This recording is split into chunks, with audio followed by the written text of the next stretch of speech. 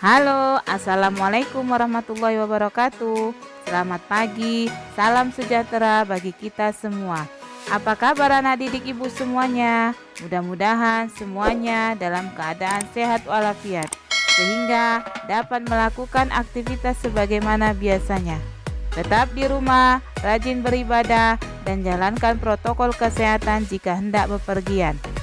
Anak-anak yang ibu sayangi, materi pembelajaran kita kali ini adalah hakikat perlindungan dan penegakan hukum.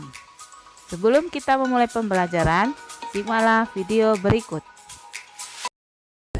Kasus kekerasan terhadap perempuan dan anak mengalami peningkatan setiap tahunnya. Komisi Nasional Anti Kekerasan Terhadap Perempuan mencatat 431.471 kasus kekerasan terhadap perempuan sepanjang tahun 2019.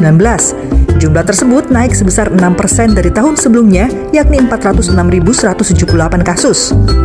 Kasus kekerasan anak juga mengalami peningkatan. Berdasarkan data Komisi Perlindungan Anak Indonesia, kasus kekerasan terhadap anak pada tahun 2019 tercatat sebanyak 6.350 kasus kekerasan. Peningkatan angka kekerasan ini tidak sebanding dengan kasus yang dilaporkan. Banyak kasus kekerasan yang tidak terungkap karena tidak dilaporkan oleh korban, sehingga menjadi fenomena gunung es. Kasus kekerasan perempuan dan anak menjadi perhatian pemerintah pusat. Presiden menegaskan 3 hal yang perlu menjadi perhatian bersama untuk memprioritaskan aksi pencegahan kekerasan, yakni dengan memperbaiki sistem pelaporan dan layanan pengaduan terjadinya kekerasan terhadap anak, melakukan reformasi besar-besaran pada manajemen penanganan kasus kekerasan terhadap anak agar bisa dilakukan dengan cepat, terintegrasi dan komprehensif. Mengatasi permasalahan dan mengoptimalkan pelayanan terhadap masyarakat, diperlukan suatu terobosan inovatif berupa layanan pengaduan laporan kekerasan terhadap perempuan dan anak secara online, berupa website dan aplikasi berbasis Android, Elektronik Pelindungan Perempuan dan Anak (EPPA). Selanjutnya, Kepolisian Unit Perempuan dan Anak Bareskrim Polri dan jajaran menerima pengaduan dan laporan, serta memberi pendampingan kepada korban kekerasan perempuan dan anak secara real-time.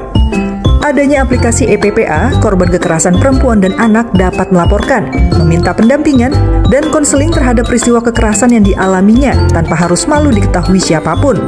Laporkan segala bentuk tindak kekerasan terhadap perempuan dan anak melalui EPPA.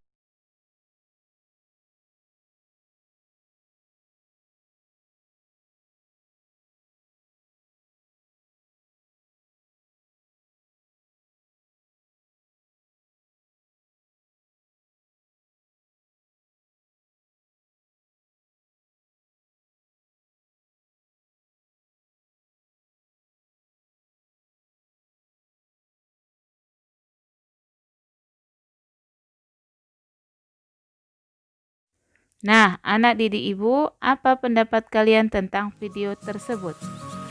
Bagaimana jika tidak ada peran negara dalam melindungi warga negaranya? Selanjutnya kita akan membahas tentang konsep perlindungan dan penegakan hukum.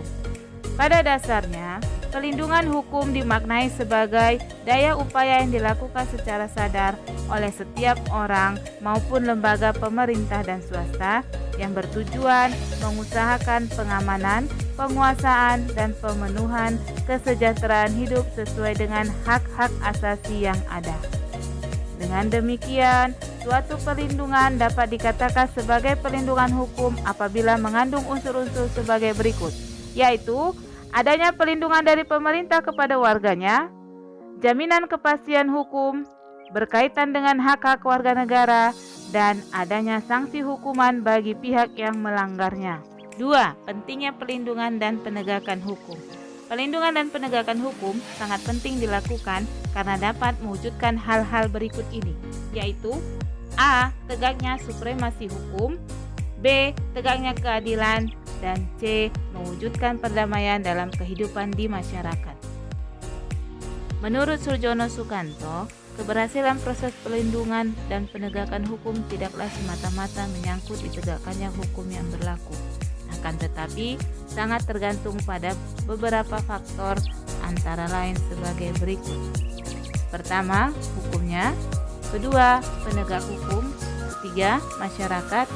Keempat, sarana atau fasilitas yang mendukung penegakan hukum. Dan yang terakhir, kebudayaan. Nah, demikianlah video pembelajaran ini. Mudah-mudahan dapat bermanfaat bagi kita semua. Akhirul kalam, assalamualaikum warahmatullahi wabarakatuh. Salam